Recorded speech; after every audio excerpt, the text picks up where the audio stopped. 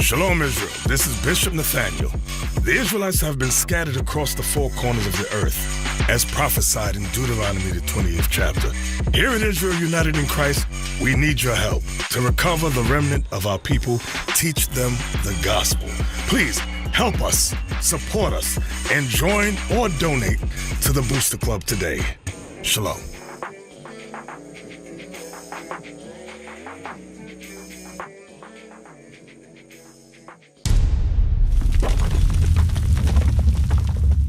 Okay, so now let's get to the topic. Give me the first video. Says the Bart. No, give me Fred. His name is the brother. I sent you his name. You got it? Bishop. Yeah. Bishop, did you Yes. want Isaiah 34? The controversy? Oh, yeah. Isaiah 34. Yes, I forgot about that. Go ahead. The book of Isaiah, chapter 34, verse 8. For it is the day of the Lord's vengeance, and the year of recompenses for the controversy of Zion. There is a controversy of Zion. The controversy is who the people of God really are. That's the controversy in the earth. Who does the land of Israel really belong to? That's a controversy in the earth. That is the controversy of Zion. Everybody see that? Okay. So this is it? Yeah, Frederick Taft. Thank you. The family is convinced this was racially motivated murder. It's at Pan American Park in Long Beach, a family in mourning for 57-year-old Frederick Taft. Long Beach police say Taft was shot and killed in the park bathroom on Saturday afternoon. Turns into the men's restroom. When you turn that corner, it wasn't even 10 seconds, I heard the shots. Posey says the man was white and wearing a big hat that covered his face. He ran off before they could get a good look at him. Right now, police don't have a motive, but Taft's family is convinced this was a hate crime. It was nothing but a racist hate crime, and this needs to stop. According to the family, this park bench, a possible clue. It's been painted over since Saturday, but witnesses say 3 white men inscribed a racial slur against black people that morning. He didn't deserve this at all, just, it's cold-blooded murder. The family now hoping for information leading to the suspect's arrest or for that man to turn himself in. So when you look up, I was looking up Frederick Taft, and they said he was a truck driver. The man went to the bathroom to pee and got blasted, a hole blasted in his chest. And an Edomite ran out with his shotgun, just ran out. So the question always is to black Christians, they always confuse, why do white people hate black people? Give me the next video. Give me the one that says he was wiping, oh, let me see. Bishop, you know what that's also called? What? Y'all going terrorism. Yes. That fits the definition. I'm going to tell you, because some of y'all may not understand what I mean by that. That's terrorism. Mm-hmm. Here's a man that's trying to earn a living, driving a truck, and he stops to use the bathroom. That's what people do. He was at a family reunion and went to the bathroom. He went to the bath. But it's normal to go to the bathroom. Right. Is it not? He goes into the bathroom and he gets killed. Correct. By white folks. Mm-hmm. So what is that supposed to do? Now you got to think. Should I use the bathroom exactly. with white people around? There you go. You're the victims of terrorism. That's what terrorists do. And a black minister will say, "For God so loved the world." Right. Daddy, shut the hell up. Once you have to contemplate whether I can use the bathroom in public, and you have to think you're the victim. That's what terrorists when these black think preachers about. say that, we need to shove a Bible right in his mouth to shut him up. That's terrorism. Stupid they are. Give me Ving Rhames. That's what I want, Ving Rhames. Now, Ving Rhames had kept this secret for a while, okay, because this happened around when one of the brothers, I think it was Trayvon Martin, one of them got killed. He didn't want it to go out in the media, but now it finally came out. Read this, Officer Leon. Ving Rhames, near-death encounter with the Santa Monica Police Department. During an interview with Sirius XM's The Clay Kane Show, Ving Rhames revealed his near-deadly interaction with the Santa Monica Police Department while watching television in his own home.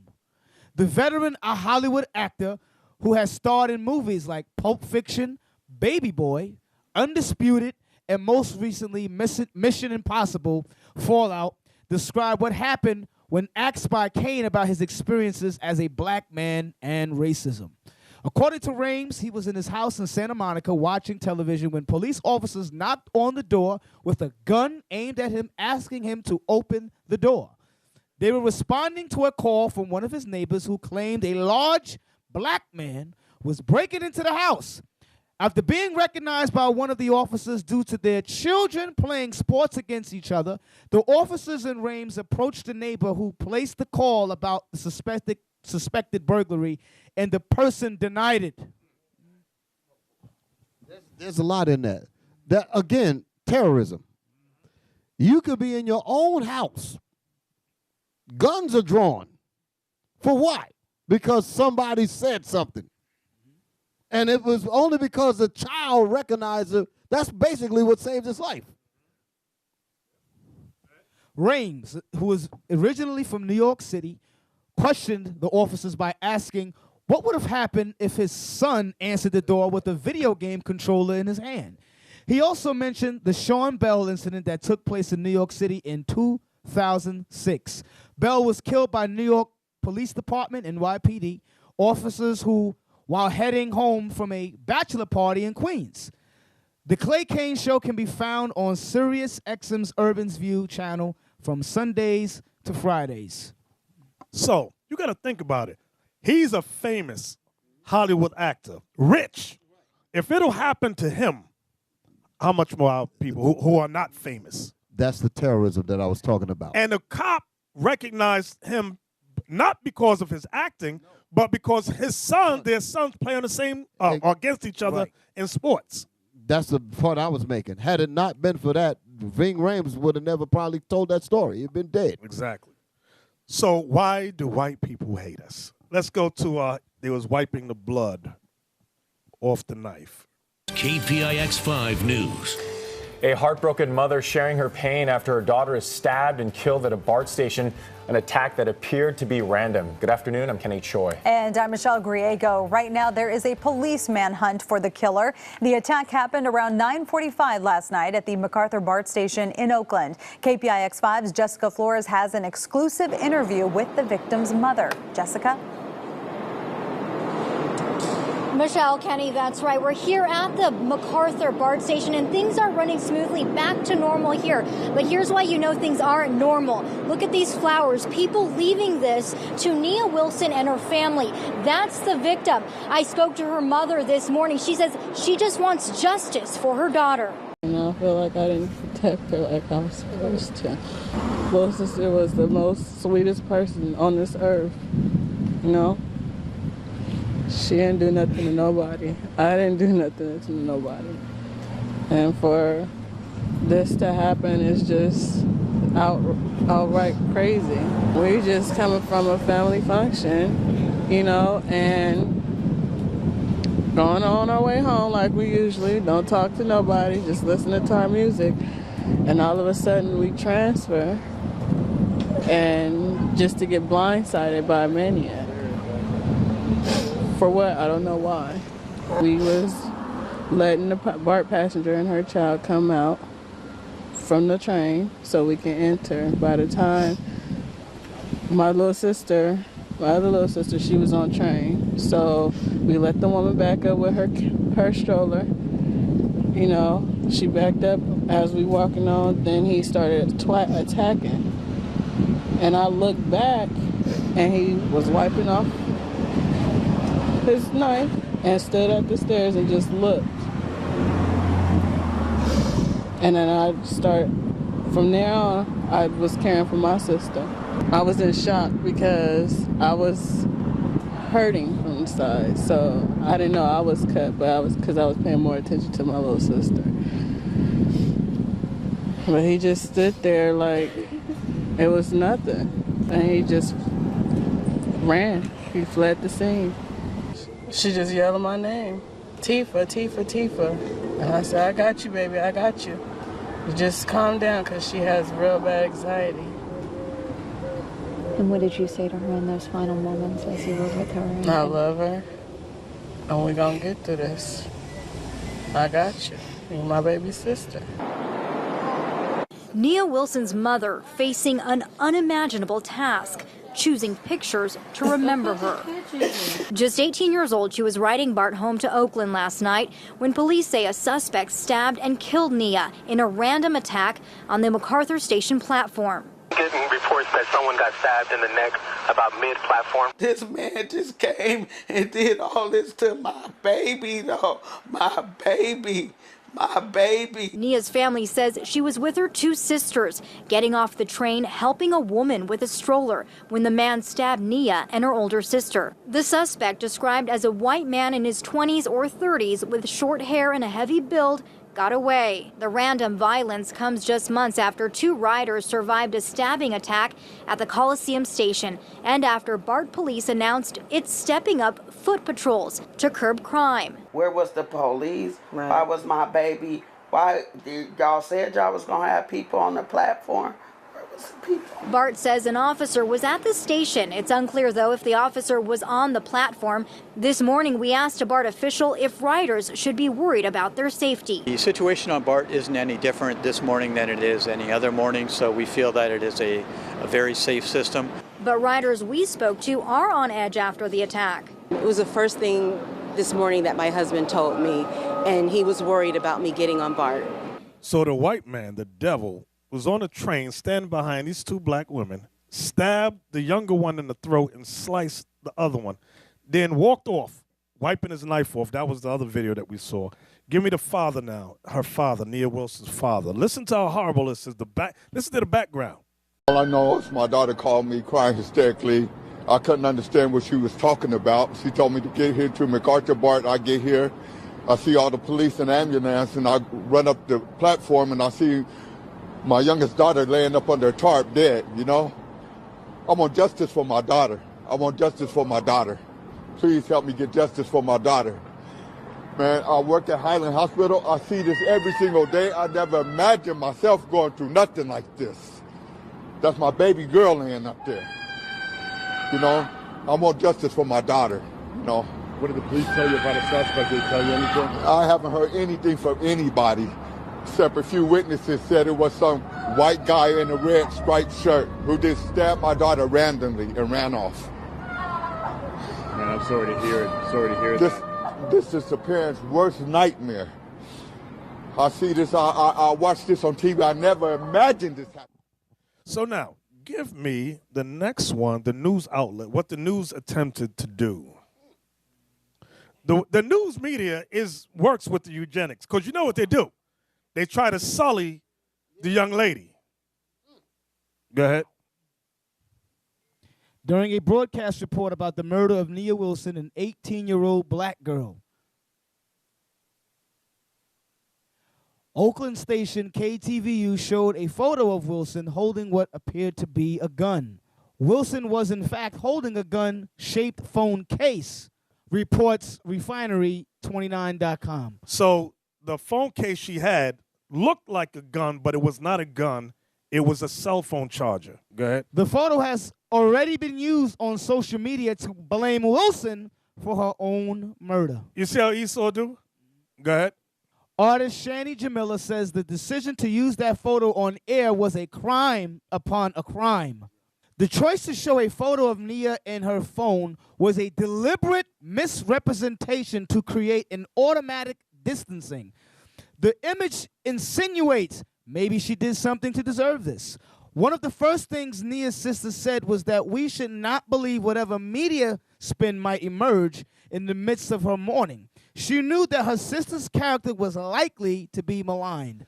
The use of the photo can be seen as an attempt to dismiss her humanity and silence those who view her death as a racially motivated attack. Such depictions reinforce unconscious bias, particularly against people of color, who are overrepresented in stories about crime and violence. Studies have shown that when it comes to TV news coverage, Black and Hispanic people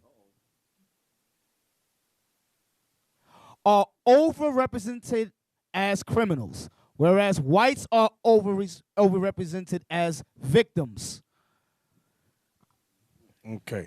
Look for the photo of her. Okay. Look at this. Read this off, Liam. Blow it up big.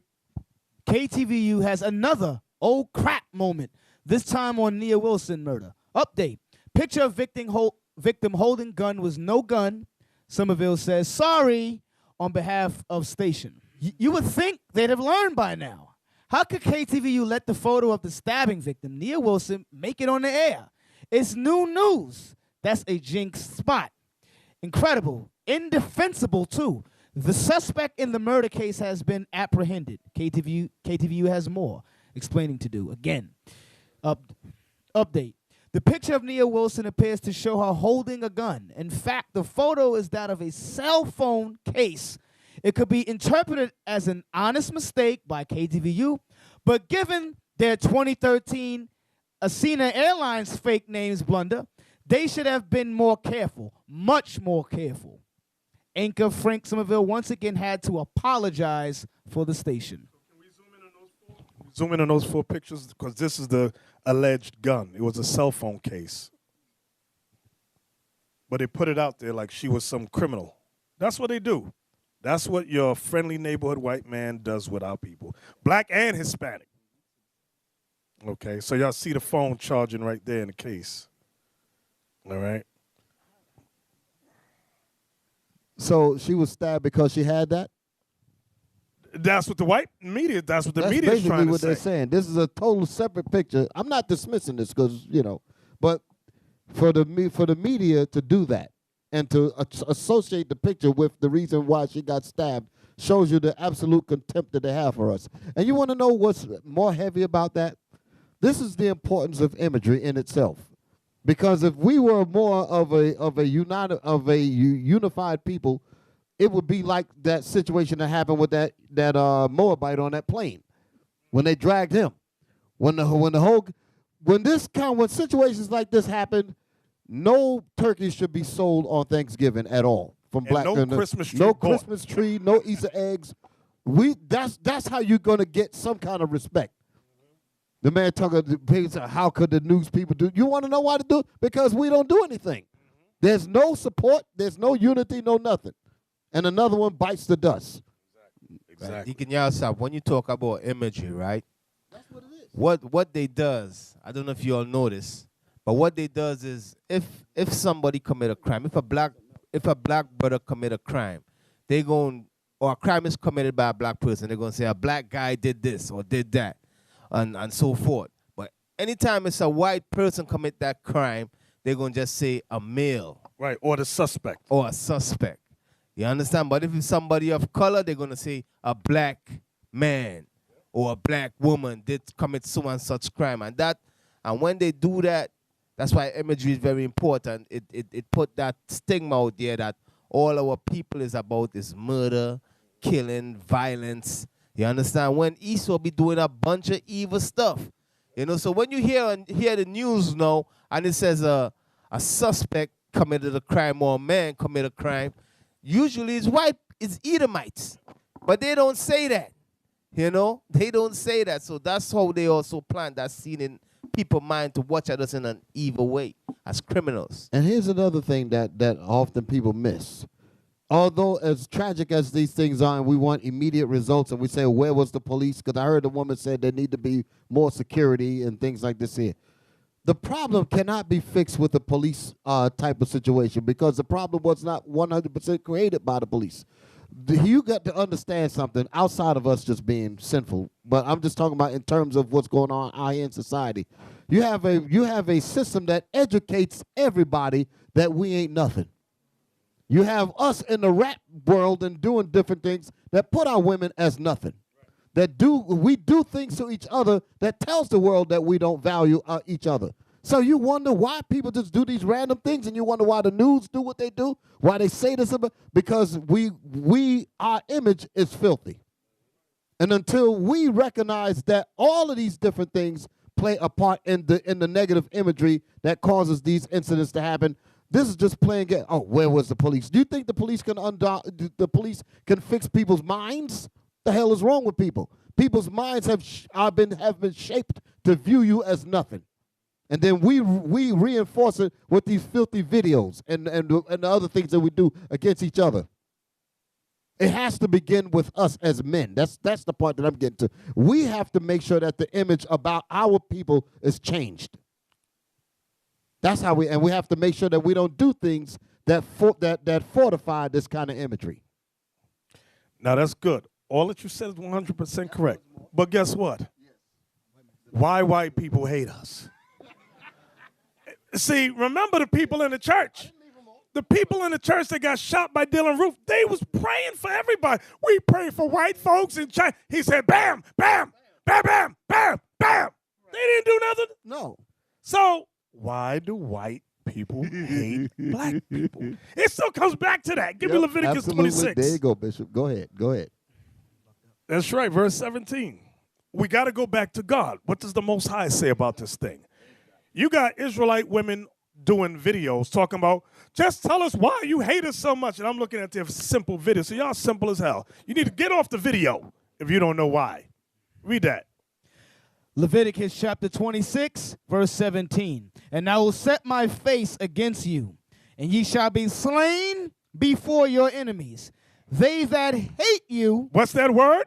They that hate you. They that hate you. Go ahead. Shall reign over you. Shall rule over you. That's your friendly neighborhood white man.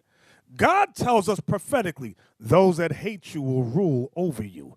So don't ask why. Exactly. When the Most High is telling us for our disobedience to his laws, those that hate you shall rule over you.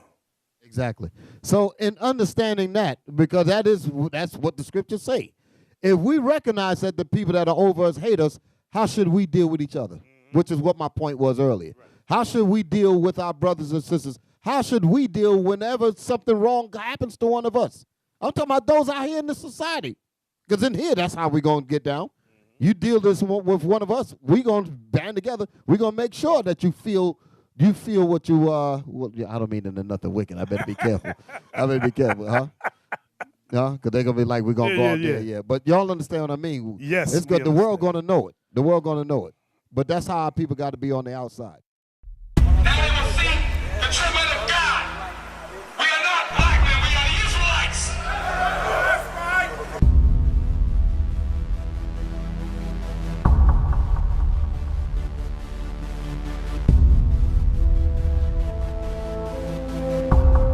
Take care of us. Take care of us. And our children too. And our children too. We have repented. How are you? How are you? People want to know, who's the king? O nation of Israel, it's time to return to the Father. O nation of Israel, it's time to return to the Father. Now why they trying to make it so hard to serve God? And why when I say that I'm a Jew it sound odd? For years I've been walking around saying that I'm a black man. I ain't saying that no more, it sounds wrong, man. This is Bishop Nathaniel of Israel United in Christ. Please subscribe to our YouTube channels. Stay up to date with our latest events, music, and classroom lessons.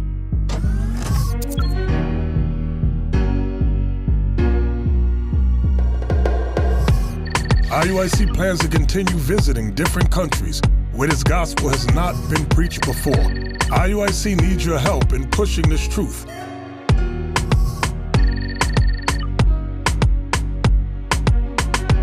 So join us. Subscribe to our Instagram, Facebook, Twitter, and podcasts, and stay up to date with us.